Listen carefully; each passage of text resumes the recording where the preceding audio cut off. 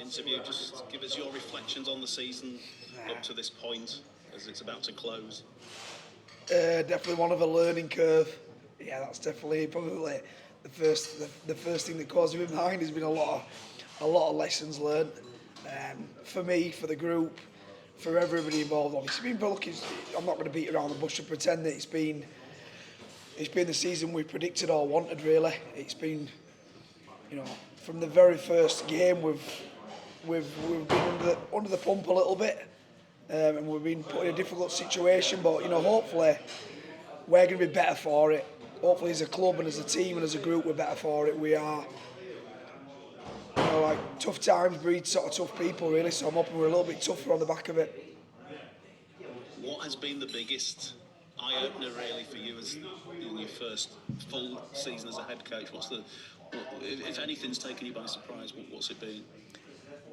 Probably just having an understanding of how important your squad is, and not just the squad, but how important your youth is within your club environment. We've had to ask academy lads that had only just come out of school to pretty much, pull on the Huddersfield Giants jersey this year. So actually, the pathway that we've got in place at the Giants has been extremely strong for a very long time, and I'm really, really chuffed that it is strong because it isn't just about your opening sort of 20 players.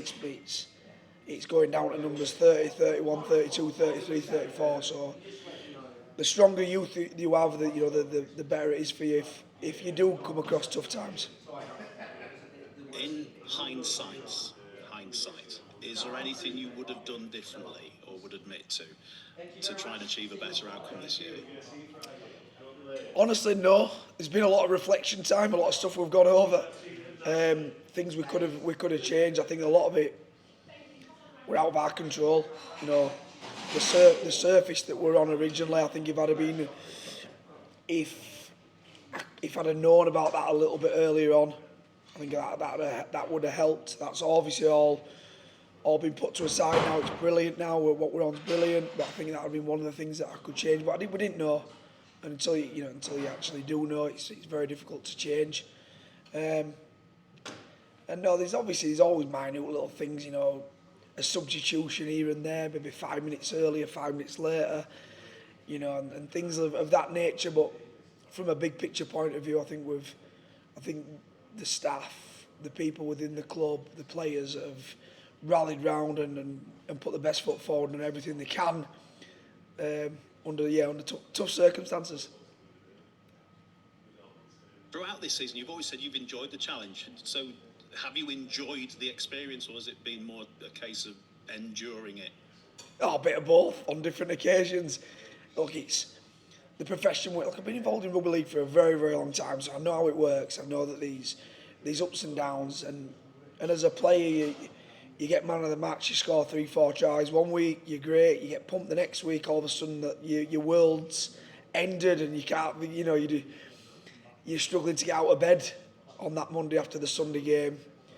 And the older you get, the more you've just got to try and be a little bit, especially from a coaching perspective, when you're leading, you've got to be a little bit more level. You're making sure the peaks and the troughs aren't as big.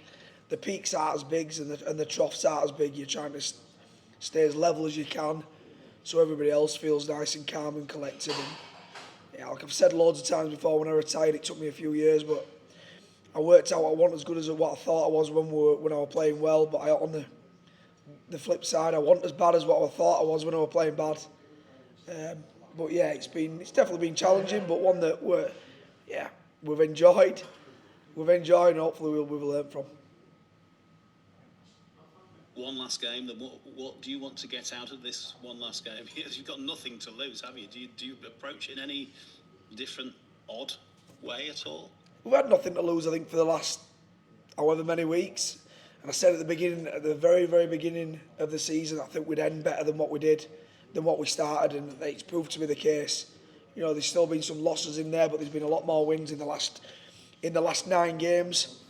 And I'd like another win. I'd like to give the fans something to cheer about, something to celebrate. They've been very loyal this year, stuck with us, stuck with the club through obviously the difficult times. It'd be nice to give them something to sing about. We're going up against, a fantastic side who built. They've been building for a lot of years, and they've got a really good side. And it's shown this year in the performances and where they are in the league table. So it's going to be a difficult proposition. But yeah, we want to go out on the right note. We want to, we've got a few lads that are going to be leaving us. We've got a few lads that are retiring. So it'd be nice, to send them off on a win. Just on the squad, there's a couple of changes to the squad, isn't there? Lewis Jagger's come in, the youngster, the young outside back. Is there still time for one last debut in 2025? I think there might be, yes. There could be, yes. Jag's a player that's... And look, once again, it's a little bit of... it's dictated to by injuries. We've got a few lads that played last week that picked up niggles and knocks, and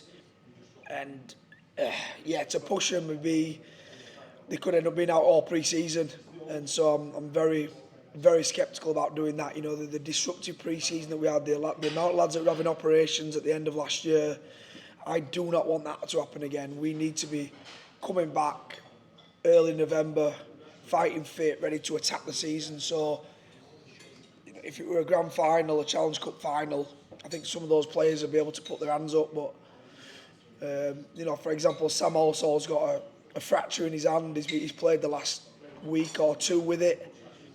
He could probably get through the game again, but if he does play and he gets a bang on it, he could be out for pre-season. He's a player that's missed the last 3 pre-seasons.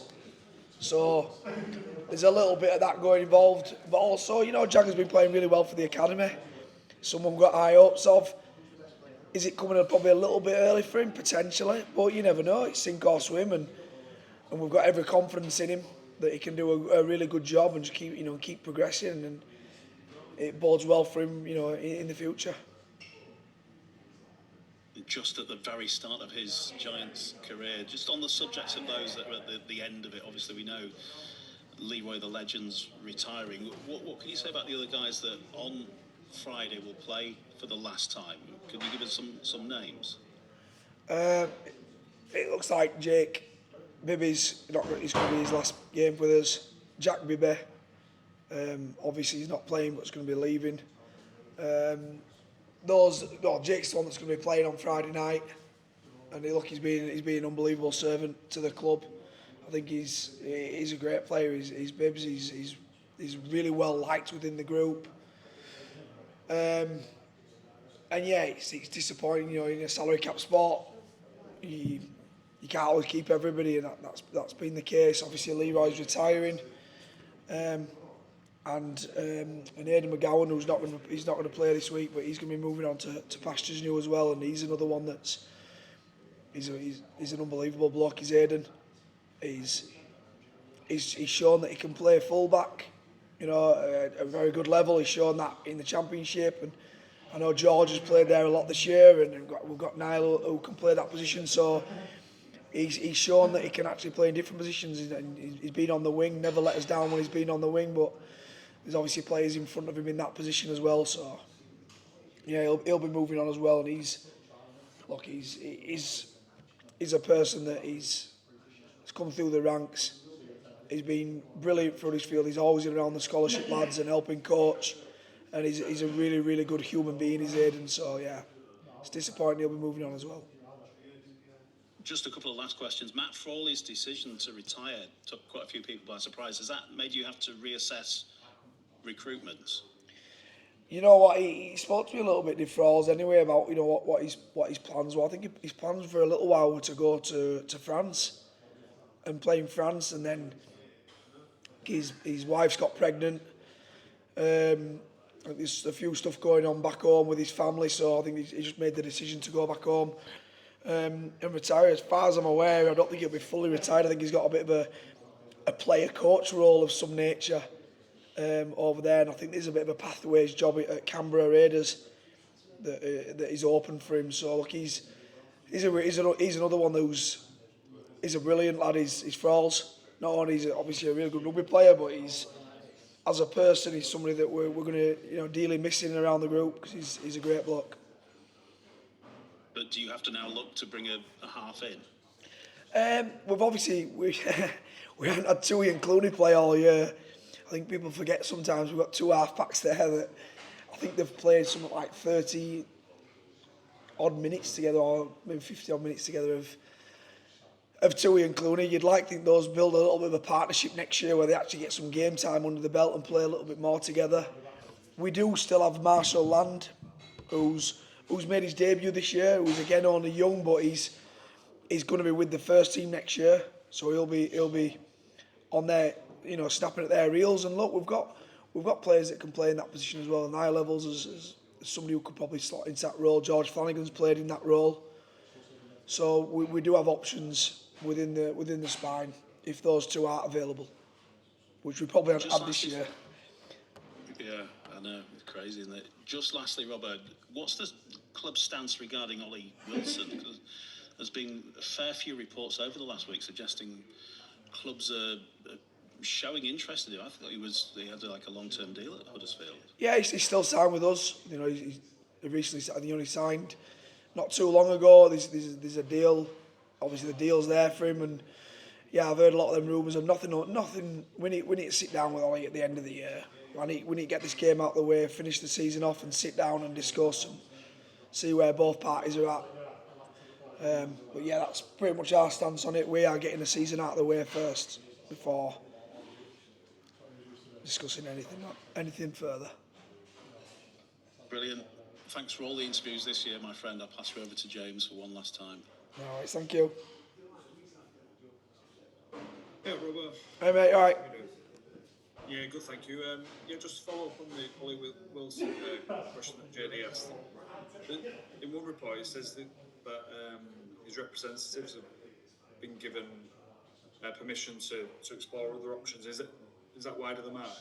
Oh look, he's got a contract with us, and from our point of view, we said we're going to get the season out of the way first, get the season done and dusted, and then we can actually have open, honest conversations about where both parties are at, and until the game this Friday, that's where we're at. I mean, probably goes without saying that you'd want to keep him there at Huddersfield. Oh, he's a really good player. We've got me and him, we've got a really good relationship. We actually live about 3 streets away from each other, and yeah, obviously I've been involved with all for a while. Like I said, we get on really well. We're nice and open and honest with each other, and that's pretty much the stance that the club's took. Is a stance that I agree with, really. That let's get the season out of the way before we can actually, start talking properly. Like, don't get me wrong, agents are always going to be talking anyway. Some lads, that's the job, you know what I mean? If they're not doing that, they're not working hard enough for the player. And I know that there's stipulations about when agents can talk to clubs, and there's these time frames when you can talk, but they pretty much go on 24/7, 7 days a week, all year. Them discussions. And not just talking about Ollie here, but just generally, is this part of the reason why you need to get up that table so players feel that they can fulfil their trophy ambitions with Huddersfield? Of course, I mean, that's the same for every club, really. Obviously, apart from the ones that are still in the 6, everybody else is probably feeling the exact same thing. That's, everybody else that's in us around, the Catalans, the Warringtons, and everybody else, Castlefords we're all feeling the exact same as us. So obviously you want to be up there chasing for trophies, and obviously you want to be challenged at the end of the year. That's why we play the sport. Just one final one on recruitment. I think you've just announced 9 levels so far. That's the only confirmed signing.